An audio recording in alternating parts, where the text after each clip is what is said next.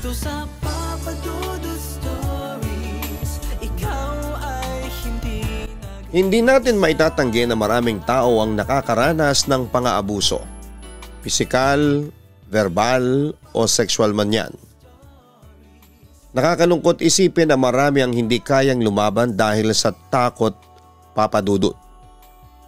Marami ang hindi nagsasalita sapagkat nahihiya sila sa sasabihin at mga panghuhusga na maririnig nila sa mga tao na hindi naiintindihan ang kanilang pinagdadaanan. Ngunit paano kung ang pang-aabuso na iyong nararanasan ay hindi nagmula sa isang tao, kundi sa isang nilalang na nagtatago sa dilim? Dear Papa Dudut, hindi ako naniniwala sa mga multo at kung ano-anong elemento dati. Ngunit nang ako na mismo ang naka-experience ng mga ganong bagay ay agad na nagbago ang paniniwala ko na yon. Tawagin niyo na lamang ako sa pangalang Elena. 37 years old na sa ngayon at isa akong dentista. Meron akong asawa at 2 anak. Galing ako sa pamilya ng mga doktor. Ang nanay ko ay isa ring dentista. Ang 2 kong kapatid na mas matanda sa akin ay mga parehas na surgeon. Hindi sa pagiging mayabang pero masasabi ko na nakakaangat sa buhay ang family na pinagmulan ko. Bata pa lamang ako ay tinuruan na kami ng parents namin na tumulong sa mga nangangailangan dahil kami ang may kakayahan na gawin yon. Nagsimula yon sa maliit na paraan noong mga bata pa lamang kami. Kagaya ng pagbibigay ng relief goods sa mga nasa lanta ng bagyo. O kaya ay pagsama sa mama ko kapag meron silang medical mission. Sobra akong humanga sa mama ko, Papa Dudut. Sa kanya ko natutunan na tumulong ng walang hinihinging kapalit. Masarap sa pakiramdam kapag nakatulong ka sa kapwa mo. Lalo na sa mga nawawala ng pag-asa sa buhay. Kapag tinulungan mo sila ay parang hindi lamang yung material na bagay ang ibinigay mo sa kanila, kundi kaunting pag-asa na hindi habang buhay ay nasa ibaba sila. Binibigyan mo sila ng hope na may mga tao pa rin na handang tumulong sa kanila. Dahil din sa nanay ko kaya pinangarap ko maging isang dentista. Si mama ang gumagabay sa akin sa pangarap ko na yon at naabot ko naman yon, Papa Dudut. May isang birthday ako na ang regalo sa akin ng parents ko ay sarili kong klinik. Hindi ako makapaniwala sa birthday gift nilang yon sa akin, Papa Dudut. Kasi pinag-iipunan ko pa lamang yon at hindi ko binabanggit sa kahit na sino sa family ko. Talagang napaiyak ako ng sobra sa sobrang saya ng time na yon. May mga kaibigan din akong dentist na kagaya ko at nagkaroon din ako ng boyfriend na isa ring dentista. Si Paco. Kagaya ng mama ko ay sumasama rin ako sa mga dental mission sa mga lugar na hindi masyadong naaabot ng mga dental clinic. Masarap sa pakiramdam na naibibigay ko ang service ko sa mga taong may problema sa ngipin. Lalo na yung mga nanay na dumadaing ng pananakit ng ngipin nila. Tapos kapag nagawan ko ng solusyon ay sobra ang pasasalamat nila. At parang ilang milyong piso na ang naibayad nila sa akin. Kaya naintindihan ko si mama kung bakit noong medyo bata pa siya ay mahilig siyang sumama sa mga dental mission. Alam kasi nila na ready ako na ibigay ang service ko ng libre basta pasok sa aking schedule. Hindi rin kasi ako palaging available dahil meron akong clinic.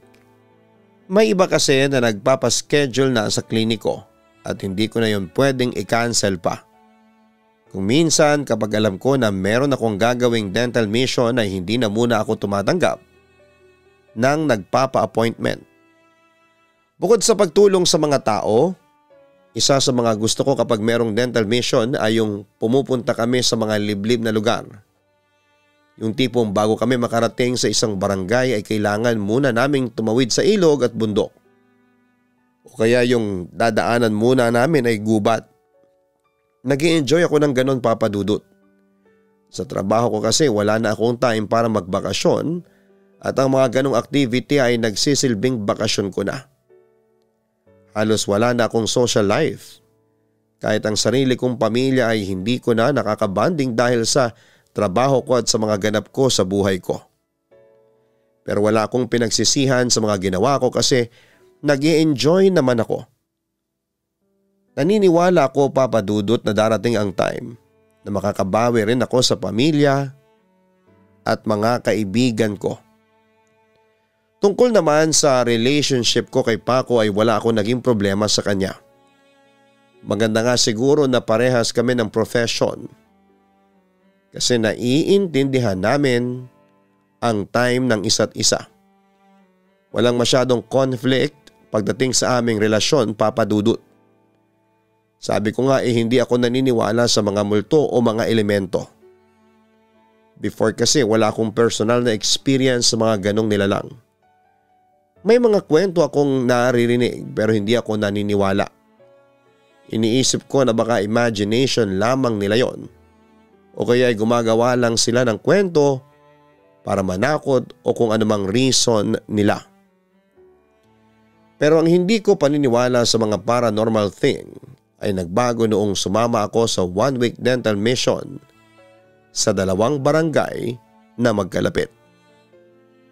Isang araw ay nakatanggap ako ng tawag mula sa isang LGU na palagi akong ini-invite kapag meron silang dental mission.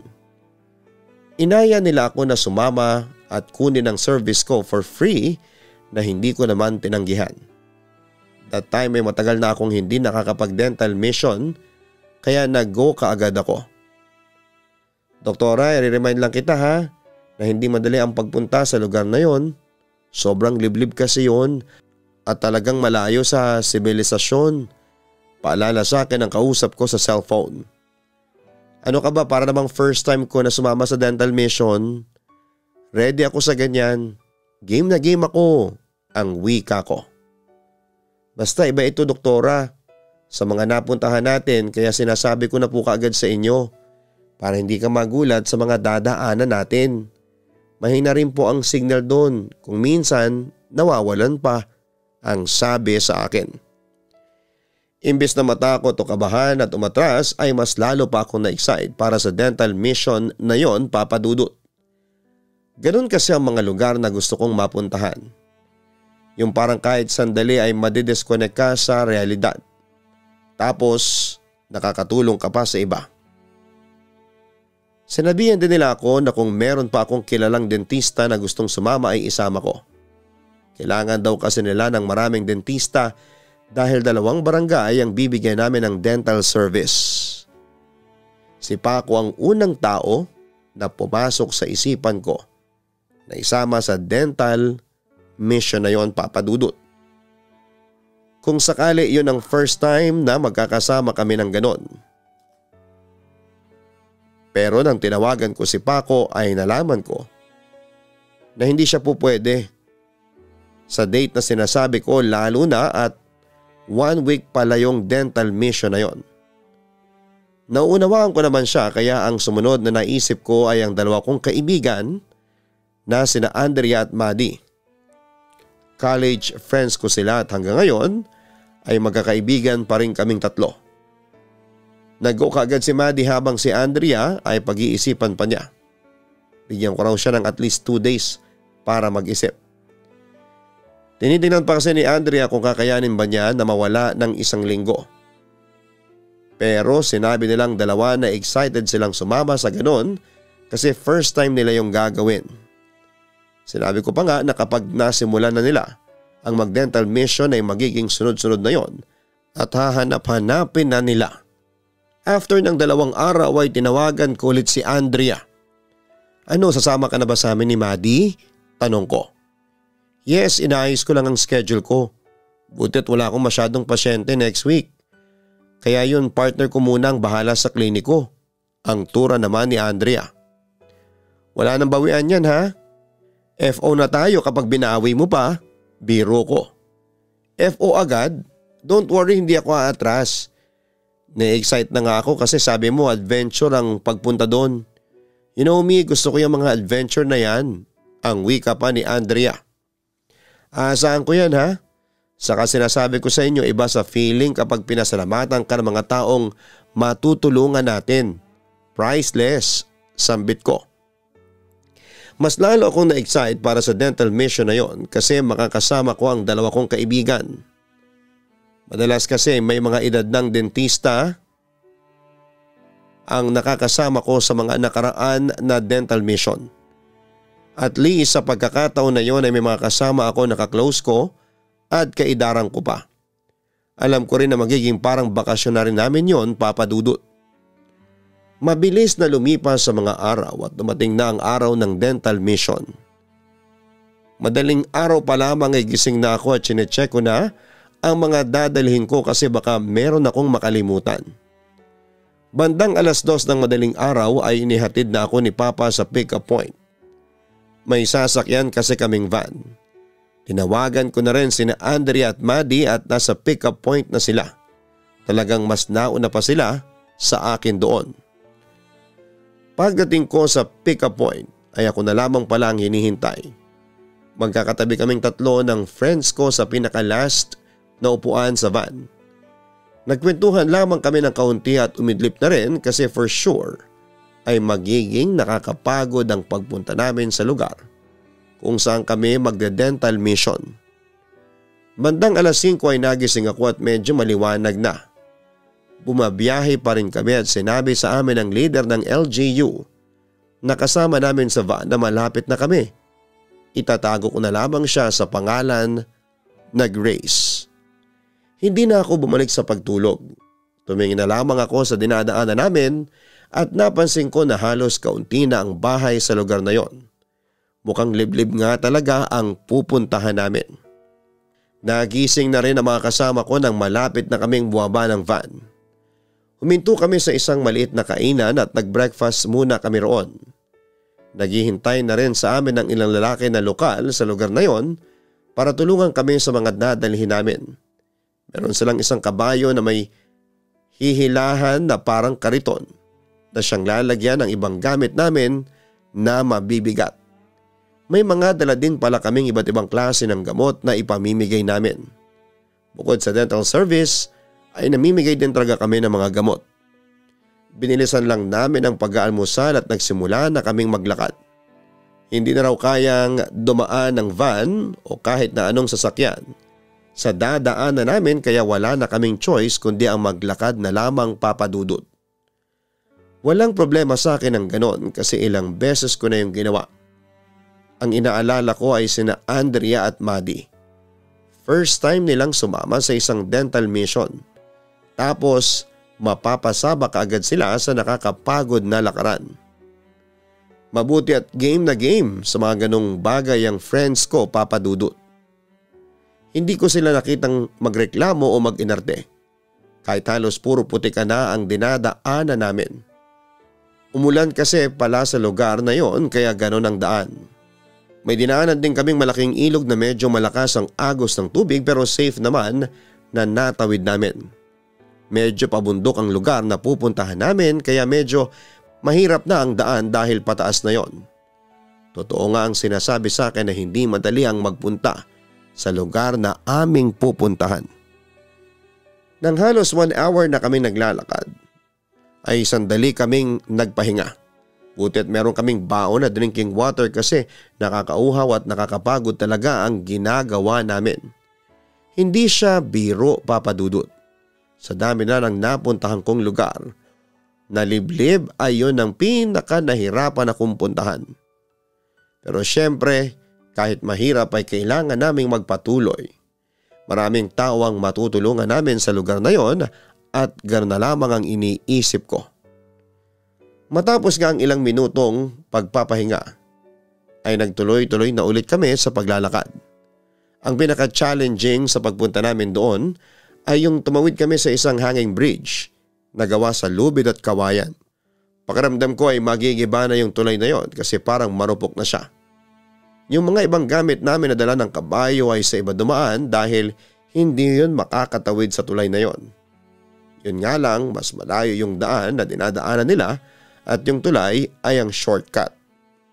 Finally, after ng halos 2 oras na paglalakad ay narating na namin ang unang barangay kung saan kami magsasagawa ng dental mission. Halos lahat ng bahay doon ay mga kubo at mapapansin mo na sa lahat sa karangyaan ng mga tao na naroroon. Ganun pa man, winelcome pa rin nila kami ng masasarap na pagkain at nagdesisyon kami na sa kapitan ng barangay ibigay ang mga gamot at sa kanya na lamang hingi ng mga tao kapag kailangan. Kumain muna kami at habang kumakain ay sinabi sa amin na pwede kaming tumuloy sa bahay ng kapitan. Kami na raw muna ang gumamit ng bahay nila kasi medyo malaki yon at kakasya raw kami. Kaya naman daw muwaba pa kami tapos babalik na naman doon. Matapos kumain ay pumunta na kami sa bahay ng kapitan. Kumpara nga sa mga bahay sa lugar na yon ay mas malaki yon. Gawa yun sa kawayan at ang bubong ay pawid. May 2 kwarto, isa para sa mga lalaki at isa para sa mga babae. Nagpahinga muna kami. Kasama ko sa kwarto sina Andrea at Maddie. Kasama rin namin yung isa pang babaeng dentista at 2 member ng LGU. Dahil na rin sa sobrang pagod naming lahat ay pabilis kaming nakatulog. Saka kahit walang aircon ay ang sarap matulog kasi malamig ang klima doon dahil medyo mabundok na. Gabi na nang magising ako. Inaya nila akong kumain, may kuryente naman sa lugar na yon pero sa gabi lang ginagamit kasi solar ang gamit nila.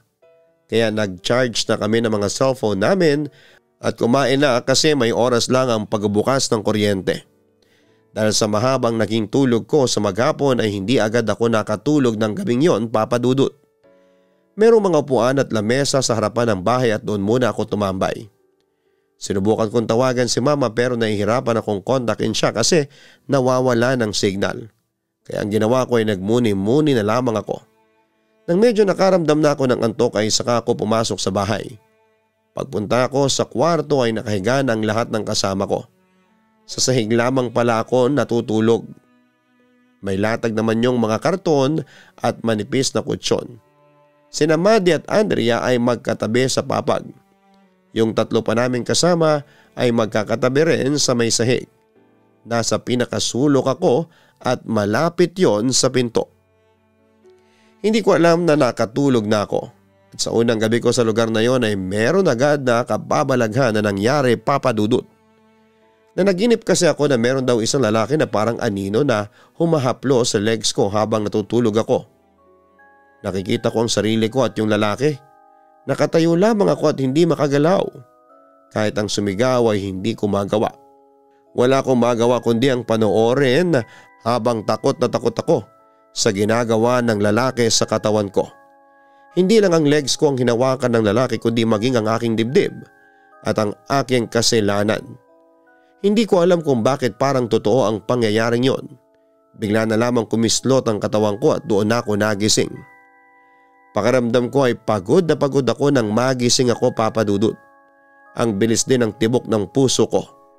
Yung haplos ng lalaki sa panaginip ko ay na-feel ko pa rin kahit nagising na ako. Nagtataasan ang balahibo ko sa braso at sa legs ko na parabang hanggang sa sandaling yon ay hinahawakan at hinahaplos pa rin ako ng lalaking yon. Dahil sa hindi ako naniniwala sa mga paranormal things, ay hindi ko binigyan ng ibang kahulugan ng panaginip na yon. Inisip ko na random dream lamang yon at hindi na mauulit pa.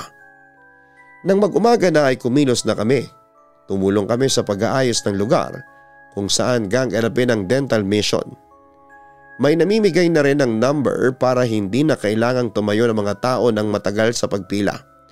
Tatawagin na lamang namin ang number nila at saka sila lalapit sa amin for check-up ng ngipin nila at kung ano ang dapat gawin sa problema nila sa ngipin. Hindi ko ina-expect na ganon karami ang tao sa first day ng aming dental mission, Papa Dudut. May nakapagsabi sa akin na may ibang tao raw na hindi taga doon na nagpunta. Wala naman problema yon kasi ibig sabihin ay mas marami ang aming matutulungan. Sinimulan na namin ang pagtawag ng number. Mabutit medyo marami kaming dentista kaya kahit paano ay mabilis na umusad ang number. Nagpahinga lamang kami ng mag-lunch break na. Medyo gutom na rin ako kasi walang tigil ang aming ginagawa. Pero kahit gutom na gutom at pagod na ay dapat nakangiti pa rin kami sa mga tao para hindi sila matakot o mag-alangan sa amin. Namigay din pala kami ng tinapay at juice sa mga taong naroon kasi merong mga ayaw umuwi muna sa bahay nila habang hinihintay na mag-resume kami. Habang kumakain kami ay tinanong ako ni Andrea. Ang aga mo palang nagising kanina? Hindi ka ba makatulog o namamahay ka? Tanong ni Andrea sa akin. Hindi, nagising ako kasi bigla kasing may napanaginipan ako. May lalaki raw na humahawak sa legs ko at sa buong katawan ko. Tugon ko. Baka naman si Paco lang yun. Miss ka na nga siguro niya. Bakit kasi hindi siya sumama dito sa atin? Ang natatawang sabi pa ni Maddie. Loka ka, hindi si Paco, masyadong matangkad yung lalaki sa panaginip ko. Saka medyo payat, saka hindi nakasama si Paco kasi marami siyang gagawin. Nag-promise siya sa akin na sa sunod ay sasama na siya. Sagot ko. Kung hindi si Paco, sino yung lalaki? Tanong pa ni Maddie. Ewan ko, hindi ko alam wala lang naman yon. Lahat naman tayo ay nananaginip ng mga tao na hindi natin kilala at never pa nating na-meet. Sambit ko. Ako iba ako. Naniniwala ako na lahat ng dreams natin ay may meaning. Hindi ko nga lang alam ang meaning ng panaginip mo na yon. Ang sabi pa ni Andrea. Huwag mo nang isipin kung ano ang meaning kasi walang meaning yon. Ang naiilang kong sabi. Tinawanan ako ni Andrea at Maddie. Alam kasi nila na hindi ako naniniwala sa mga ganong bagay. Wala rin naman kasi akong naramdaman ng kakaiba sa maghapon na yon. Masayang natapos ang aming first day ng dental mission. Marami pa rin ang hindi namin nabigyan ng serbisyo kaya naisipan namin na hatiin na lamang ang mga tao na maa-accommodate namin sa susunod na araw para yung hindi maa-accommodate ay sa susunod na araw na lamang. Sayang kasi yung effort nila sa paghihintay na matawag ang number nila tapos hindi naman pala namin sila matatawag. Gustuhin man namin na tapusin lahat ay hindi kaya ng energy naming lahat kasi nakakapagod din talaga papadudot. After namin mag-dinner ay tumambay muna kami sa labas ni Andrea at Maddie para magkwentuhan. Hindi ko na sinubukan na tawagan sina mama sa bahay dahil alam ko na hindi ko magagawa yon dahil sa mahinang signal. Nasabi ko sa mga friends ko na kapag matanda na ako ay gusto kong mag-retire sa isang lugar na tahimik at malayo sa civilization. Kung kaya ko nang malapit sa dagat ay mas gusto ko. Girl, nakakatakot sa malapit sa dagat, no? Baka magka-tsunami? Ang natatawang sabi ni Andrea. Advance naman ang isip mo. Saka if ever na madeds ako dahil sa tsunami, okay lang. For sure matanda na ako ng time na yon. Marami na ako nagawa, ang sabi ko. Pero maiba ko. Totoo nga pala yung sinabi mo na ang sarap sa feeling kapag nagde-thank you sa'yo yung mga natulungan natin. Kanina ko lang yun na-feel.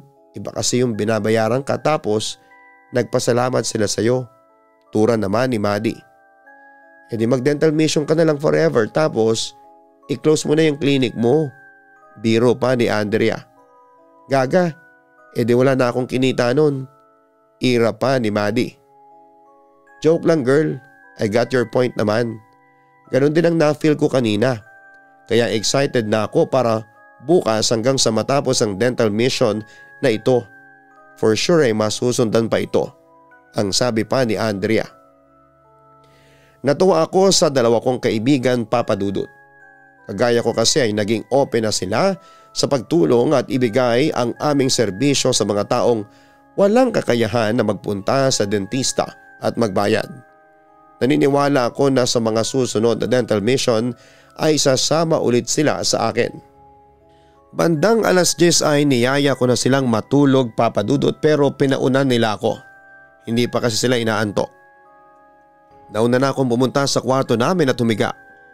Wala pa rin yung iba naming kasama kaya ako lamang ang mag-isa doon.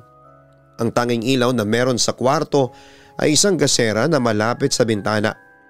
Hindi na namin sinasarado yung bintana para maging malamig ang kwarto. Pagkahiga ko ay nakatulog kaagad ako dahil na rin sa pagod sa ginawa naming maghapon. Kailangan ko rin kasing matulog na para makapag-recharge ako dahil sasabak na naman kami sa dental mission sa susunod na araw. Nang gabing yon, napanaginipan ko ulit yung lalaki na parang anino papadudot. Ganon ulit ang ginagawa niya. Hinahaplos niya ako at hinahawakan sa iba't ibang parte ng aking katawan. Nakikiusap ako sa kanya na huwag niyang gawin yon pero tinatawanan lamang niya ako. Kinabukasan ng umaga ay napakalinaw pa rin sa akin ang panaginip na yon na para bang totoo siyang nangyari. Hindi ko na tuloy maiwasang isipin kung bakit sa dalawang magkasunod na gabi ay napanaginipan ko ang lalaking yon na hindi ko naman kilala. Pagkatapos naming mag-almusal ay nagpunta na kami ng dalawa kong kaibigan sa may likod ng bahay. Doon kasi kami naliligo. Merong balon doon tapos nakadamit na lang kami habang naliligo kasi mahirap na at baka may mga iskandalo kapag wala kaming suot. Joke lang, Papa Dudut. Habang naliligo kaming tatlo ay merong napansin si Maddie sa legs ko. Na paano yung nasa legs mo parang pasa, ang sabi ni Maddie. Tinitingnan ko ang itinuturo niya sa hita ko at nakita ko ang tinutukoy ni Maddie na mga pasa. Maitim na marka doon at may itinuro rin si Andrea na parang pasa sa leeg ko. Hindi ko alam kung pasa ba ito o ano eh. Wala ang mga ito bago ako natulog kagabi. Naguguluhan kong sabi. Baka naman ang likod mong matulog. Pero parang imposibleng makakuha ka ng ganyang pasa dahil lang sa likod kang matulog. Parang may humampas sa'yo ng malakas. Para kang pinalo, wika pa ni Andrea. Ewan ko, hindi ko rin alam eh. Hayaan nyo na at di naman siya masakit. Pagbabaliwala ko. Nawala na sa utak ko ang itim na marka sa katawan ko dahil naging busy na kami sa aming dental mission. Hindi na ganong karami ang mga tao dahil hinati na namin sila. Pero hindi pa rin nawala yung pagod pero yung pagod na sinasabi na sulit.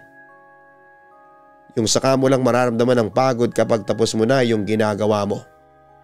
Maging ang iba naming kasama ay napansin ng parang pasa sa leeg ko. Nang sabihin ko sa kanila na hindi ko alam kung bakit ako merong ganon ay pabiro nilang sinabi na baka gusto kong magpatingin sa isang albularyo roon at baka maligno raw ang may gawa noon sa akin. Nasa bundok daw kami kaya marami raw ganong nilalang sa lugar nila.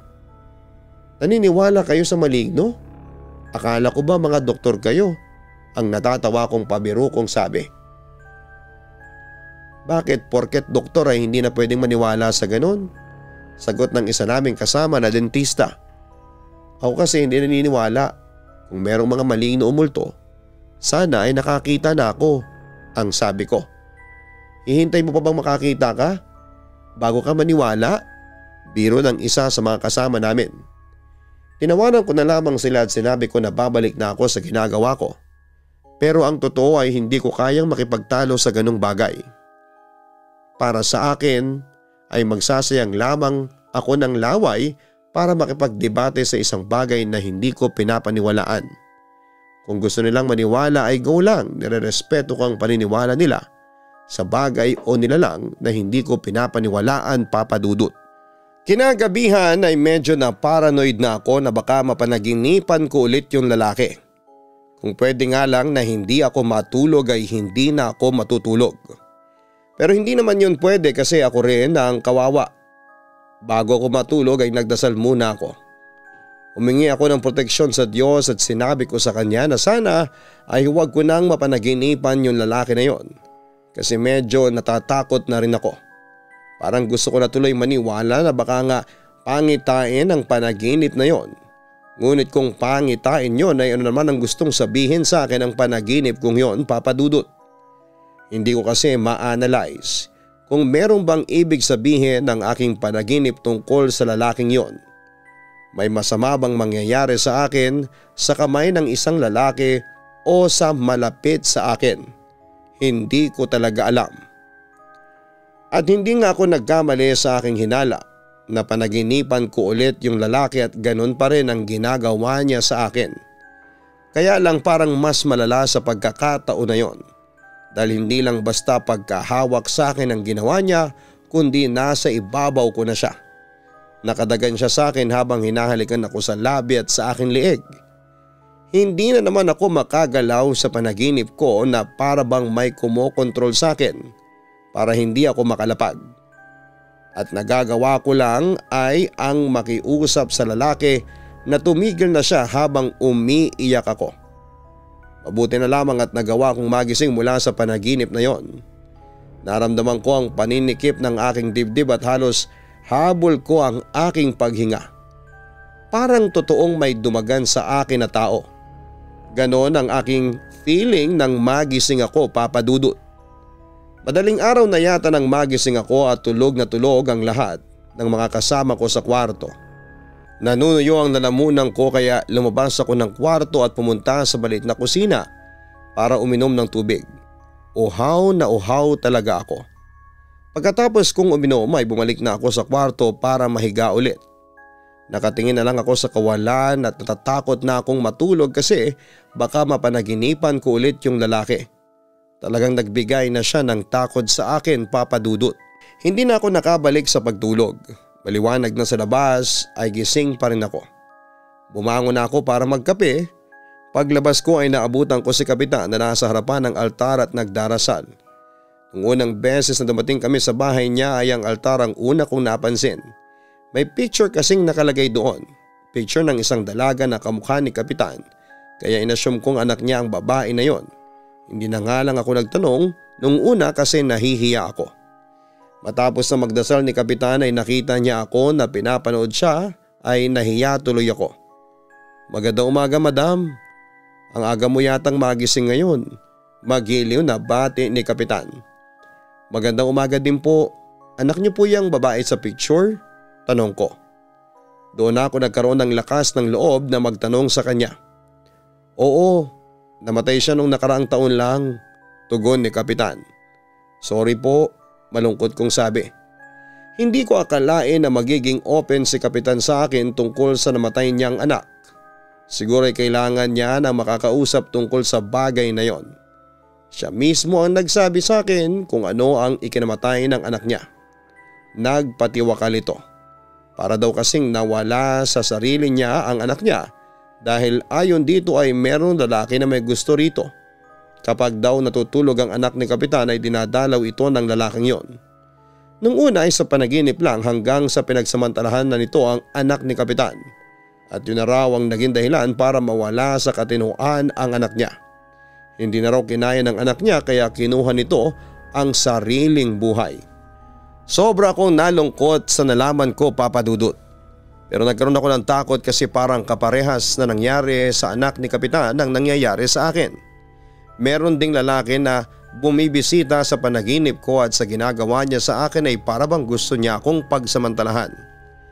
That moment ay unti-unti na akong naniwala na meron ngang nilalang na hindi natin alam kung ano ang pakay nila kung bakit sila nagpaparamdam.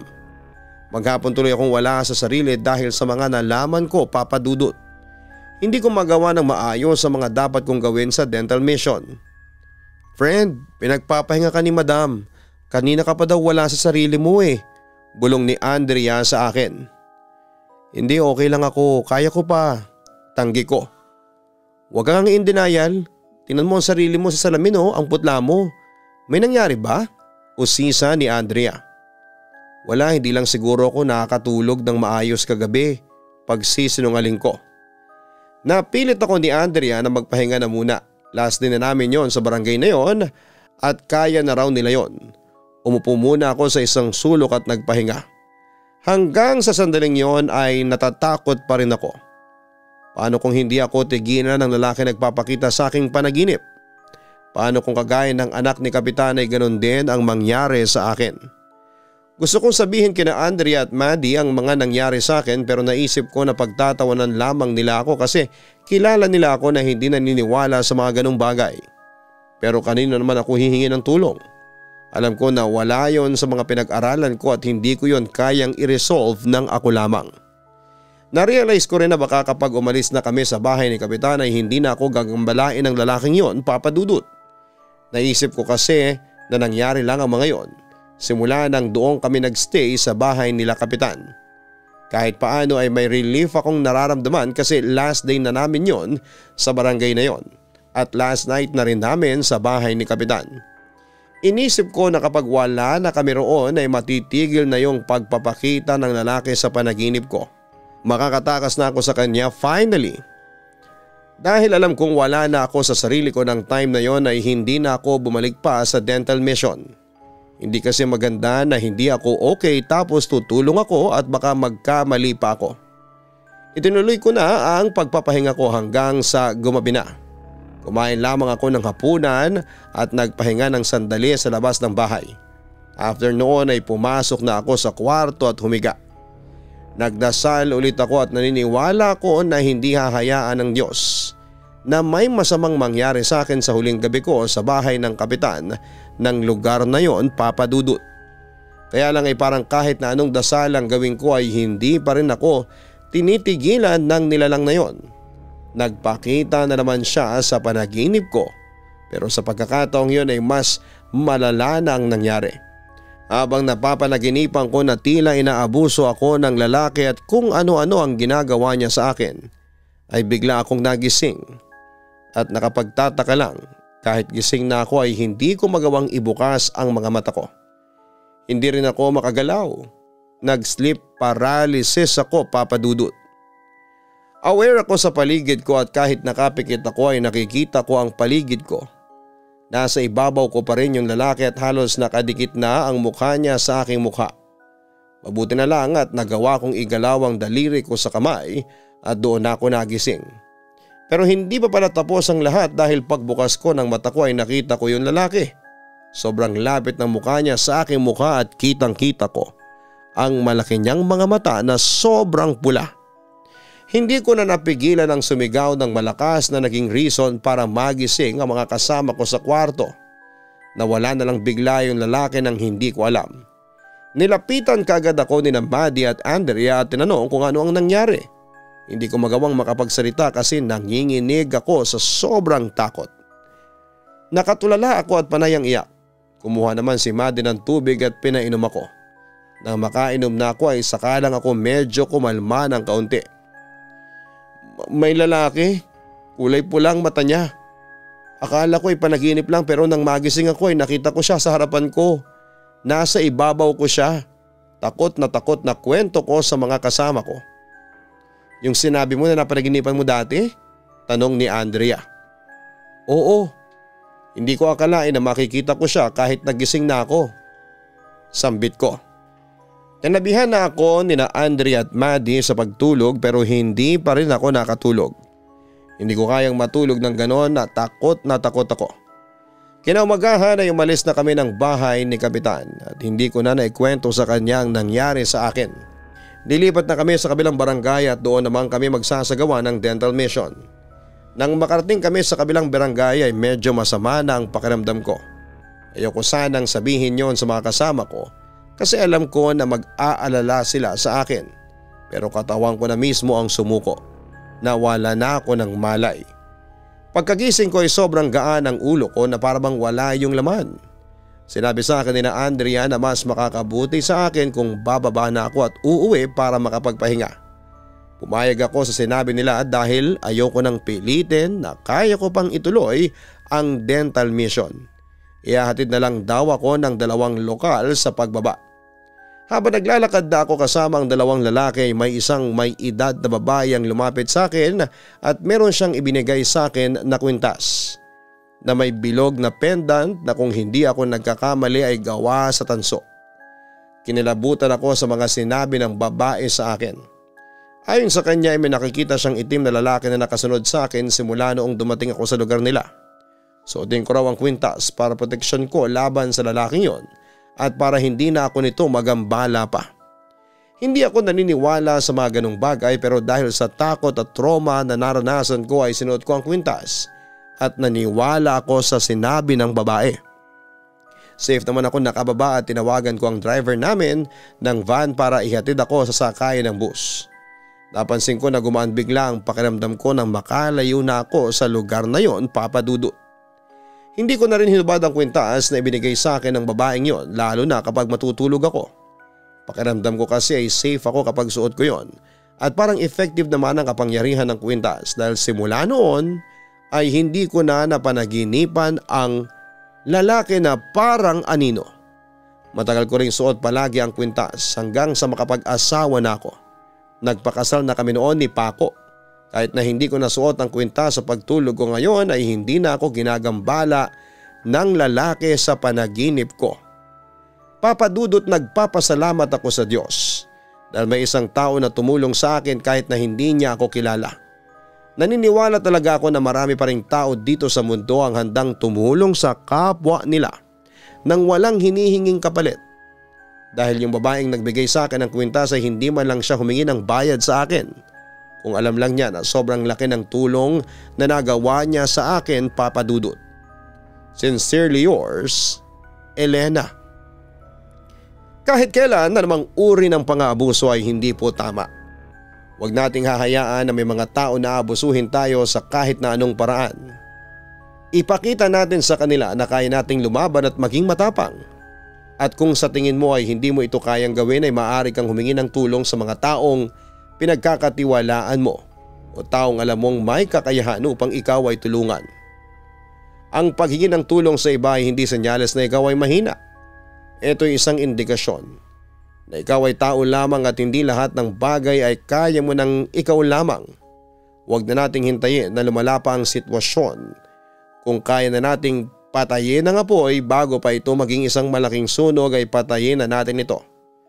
Ngunit nakakalungkot isipin ang katotohanan na maraming tao ang walang mapaghihinga ng tulong kaya sinasarili na lamang nila ang kanilang problema at pang-aabuso na kanilang nararanasan. Huwag kalimutan na mag-like, share, and subscribe. Suportahan din po ninyo ang ibang mga VO talents ni Papa Dudut. Lalo na sa tuwing ako po ay may sakit o namamalat. Kailangan ko po ng reliever sa mga panahong yon.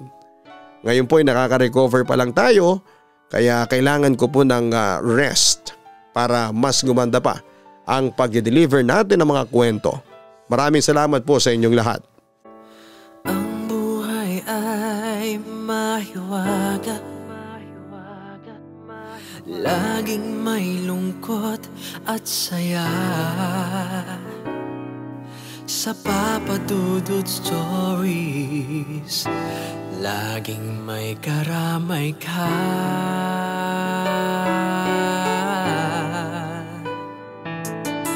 Mga problemang kay bigat, dito ay pakikinggan ka.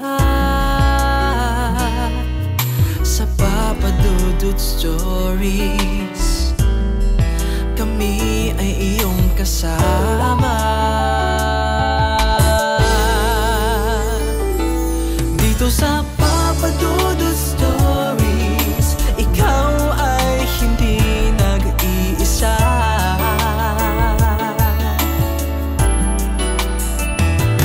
Dito sa Papa Dudut Stories, may nagmamahal sa'yo.